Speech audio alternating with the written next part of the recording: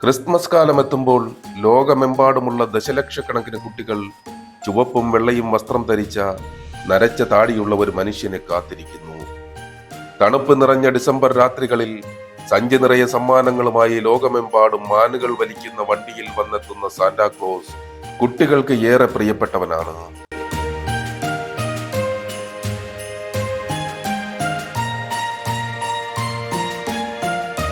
Christmas കാലത്തെ വാണിജ്യ മേഖലയുടെ സൃഷ്ടിയാണ് സാന്റാക്ലോസ് എന്ന കഥാപാത്രം എന്ന് ചിലർ വാദിക്കാറുണ്ട്. ചുവന്ന കുപ്പായം, തൊപ്പി, സാന്റാ മുഖംമൂടികൾ എന്നിവ ഇക്കാലത്ത് ലോകമെമ്പാടും വൻതോതിൽ വിറ്റഴിക്കപ്പെടുന്നു.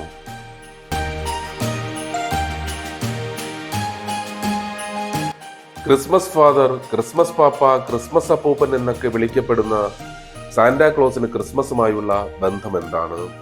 യേശുവിന്റെ ജനനവുമായുള്ള ബൈബിൾ പരാമർശങ്ങളിൽ എവിടെയും പ്രതിപാദിക്കാത്ത, ആ മഹത്തായ സംഭവവുമായി യാതൊരു ബന്ധവുമില്ലാത്ത ഇങ്ങനെ ഒരു കഥാപാത്രം എങ്ങനെയാണ് ക്രിസ്മസ് ആഘോഷങ്ങളുടെ ഭാഗമായത്?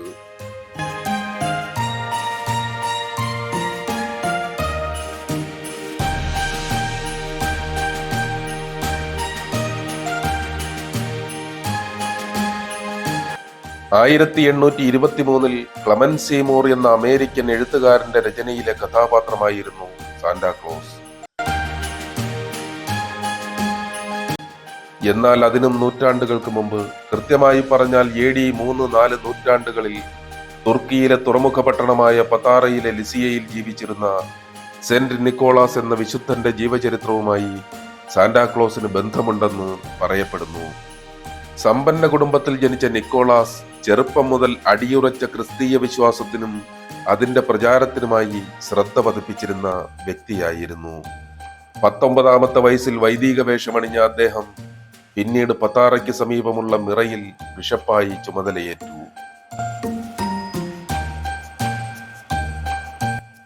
അക്കാലത്ത് 3 പെൺമക്കളെ വിവാഹം ചെയ്തയക്കാൻ നിവൃത്തിയില്ലാത്ത ദരിദ്രനായ ഒരു പിതാവ് പെൺമക്കളെ അടിമ വ്യാപാരികൾക്ക് വിൽക്കാൻ തീരുമാനിക്കുന്നു. വിവരമറിഞ്ഞ് വിശുദ്ധ നിക്കോളാസിന്റെ മനസ്സ് വേദനിച്ചു. രാത്രിയിൽ ഫാദർ നിക്കോളാസ് പണമടങ്ങിയ ഒരു സഞ്ചി ആ വീടിന്റെ ജനാലയിലൂടെ ഉള്ളിലേക്കെറിഞ്ഞു. 3 പെൺകുട്ടികളെ ലൈംഗിക അടിമത്തത്തിന് വിട്ടുകൊടുക്കാതെ രക്ഷിച്ച ആ സംഭവം വിശുദ്ധ നിക്കോളാസിന്റെ മനസ്സിൽ സൃഷ്ടിച്ച ആനന്ദവും സമാധാനവും ചെറുതായിരുന്നില്ല. അതിനുശേഷം ദരിദ്രജനങ്ങളെ സഹായിക്കാനും അവരുടെ ഉന്നമനത്തിനും വേണ്ടിയായിരുന്നു സെന്റ് നിക്കോളാസിന്റെ ജീവിതത്തിലെ ഏറിയ പങ്കും ചെലവഴിച്ചത്. പല പ്രതിസന്ധി ഘട്ടങ്ങളിലും അപ്രതീക്ഷിത ആശ്വാസവുമായി ഓടിയെത്തുന്ന ദൈവത്തിന്റെ പ്രതിരൂപമാണ് സെന്റ് നിക്കോളാസ് എന്ന് വിശ്വസിക്കപ്പെട്ടിരുന്നു. അദ്ദേഹത്തിന് കുട്ടികളെ ഏറെ ഇഷ്ടമായിരുന്നു. സഞ്ചിയിൽ സമ്മാനങ്ങളുമായി എത്തുന്ന ഫാദർ നിക്കോളാസ് കുട്ടികൾക്കും ഏറെ പ്രിയങ്കരനായിരുന്നു. സെന്റ് നിക്കോളാസിന്റെ കാലശേഷവും അദ്ദേഹവുമായി ബന്ധപ്പെട്ട നിരവധി സംഭവങ്ങളും ഒപ്പം കെട്ടുകഥകളും പ്രചരിച്ചുകൊണ്ടേയിരുന്നു.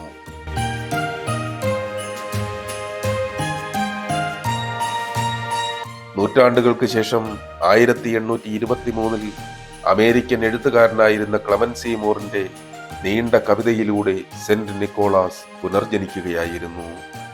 A visit from saint Nicholas എന്ന ആ കവിതയിൽ ചരിത്രവും സങ്കല്പവും തമ്മിൽ സമന്വയിപ്പിച്ച ഒരു കഥാപാത്രമായിരുന്നു സാന്റാക്ലോസ്.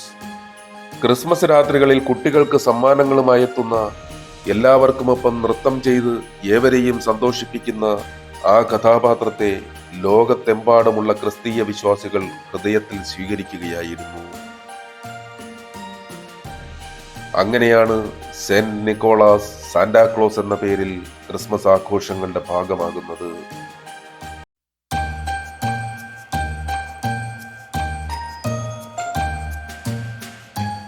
എന്നാൽ സാന്റാക്ലോസിന് ഇന്ന് കാണുന്ന രൂപം നൽകുന്നത് 1881 തോമസ് നാസ്റ്റ എന്ന അമേരിക്കൻ കാർട്ടൂണിസ്റ്റാണ്.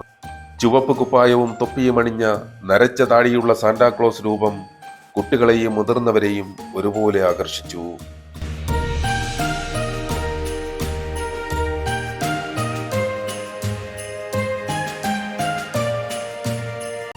പിന്നീട് ജെയിംസ് ലോഡ് എന്നയാൾ എഴുതിയ ജംഗിൾ ബെൽസ് എന്ന ഗാനം സാന്റാക്ലോസിന്റെ വരവിന് പശ്ചാത്തല സംഗീതമായി.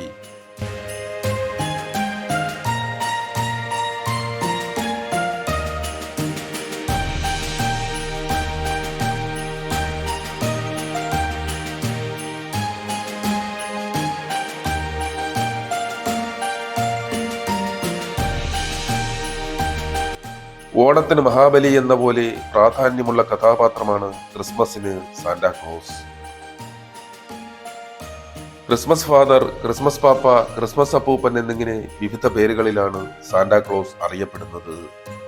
ഉണ്ണിയേശുവിന്റെ ജനനത്തേക്കാൾ പ്രാധാന്യം സാന്റാക്ലോസിന്റെ വരവിന് നൽകപ്പെടുന്നു എന്നുള്ളത് കൊണ്ട് ഈ ഒരു ആചാരം പ്രോത്സാഹിപ്പിക്കപ്പെടേണ്ടതില്ല എന്നുള്ളതാണ് ഒരു വിഭാഗം പുരോഹിതന്മാരുടെ അഭിപ്രായം.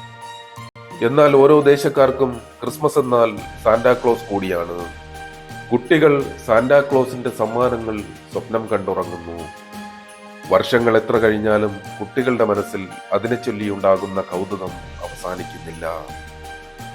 കുഞ്ഞു മനസ്സുകളിൽ സാന്റാക്ലോസിനെ ഒരു സാങ്കല്പിക കഥയിലെ കഥാപാത്രം മാത്രമായി കാണാൻ കഴിയില്ല. അതിനാൽ അവർ ജംഗിൾ ബെൽസിനും റെയിൻഡിയറുകളുടെ കാലച്ചകൾക്കുമായി കാതോർക്കുന്നു.